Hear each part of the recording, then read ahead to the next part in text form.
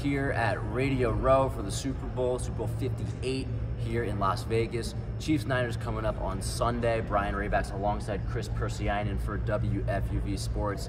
Kris, it's been a great week, and we just got to catch up with some of the 49ers and their players ahead of the Super Bowl this weekend. It has not been a perfect week for the Niners in terms of preparation for the game. There's been a lot of complications, but overall, the goal stays the same. They're hungry, and they want to take home that big win this Sunday. Yeah, Brian, I think you hit the nail on the head with the theme of these distractions are coming in, but they can't afford to care. We're talking to Nick Zakelj, former Fordham Ram, and he made the sound for me with his mouth at the fire alarm that went off at 6 a.m. this morning and woke up the entire San Francisco 49ers organization, except for Kyle Shanahan, who was already awake. It sounded like, listen, I know we're in Las Vegas, but that is the closest thing to alien invasion that I think I could have heard from Nick. And, Kyle Juszczyk talked about it as well, just really not happy. Debo was saying it had him pissed off. These guys are all a little thrown off, but they realized really quickly they can't afford to be thrown off. They don't have time to be thrown off. They got to get to work. And those complications you're talking about include, yes, the fire alarm issue this morning, but some practice field situations all week that have resulted in, not a normal game week. And the 49ers have spoken to us so much about the Chiefs as well, the extent to which they're trying to keep this a normal game week. Well, it's been far from that.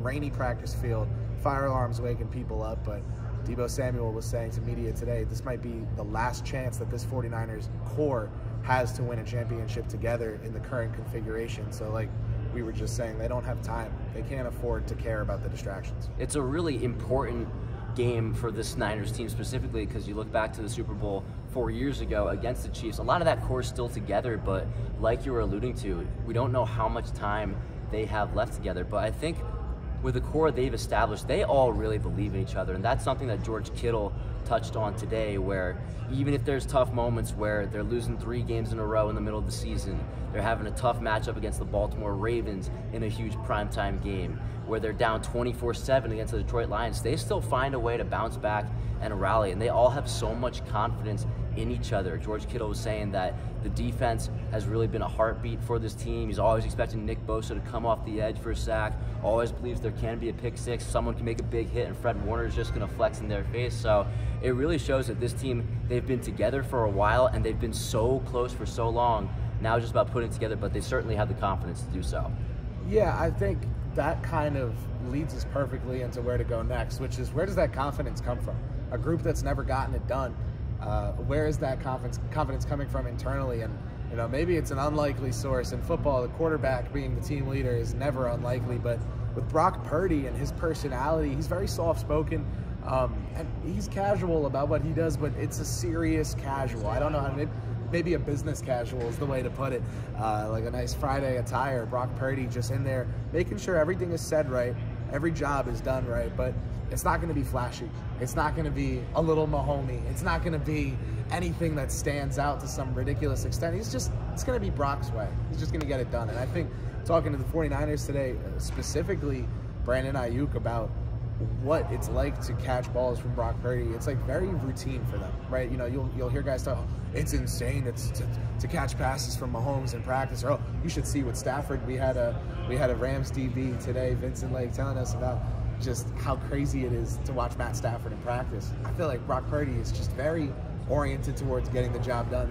To be honest, Brian, I think that's the mindset these San Francisco 49ers have got to have. Kyle Shanahan fielded several questions today about a potential legacy storyline about never really winning that big game with that Niners core.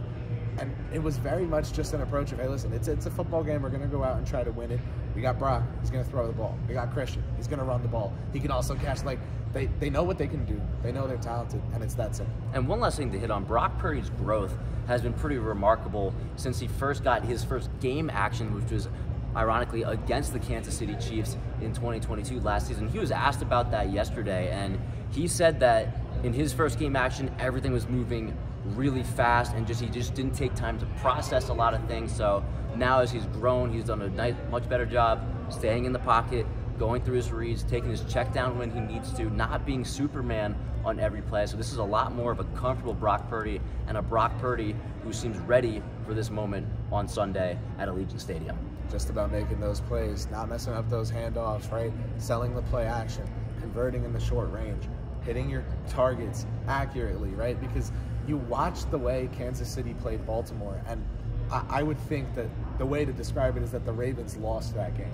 Not that the Chiefs won it. The Chiefs just played Kansas City football. It happened to result in more points than Baltimore football did, but the way that Jackson forced some of those passes is exactly, if you're Kansas City, what you're looking for Brock Purdy to do. You're looking for Purdy to give up on himself, to get a little desperate, to not believe that he can get it done, doing it their way. You want to throw them off kilter, and for Shanahan, whose offense is so influential throughout the NFL landscape, throughout his own coaching tree and other teams as well. I was talking with Eric Armstead yesterday. He was mentioning he watches a lot of Houston Texans football because they run the same defensive scheme as San Francisco, and just all that influence for Shanahan, like, that's the guy to lead this team. They've got their formula. Will it stack up as enough? Well, we'll see what the 49ers have in store on Sunday as they look to get back to the Super Bowl glory, where they look to get back to the glory of the franchise and get another Super Bowl in their arsenal. That's Kris Pursiainen. I'm Brian Rabacs, signing off here from Radio Row for WFUV Sports.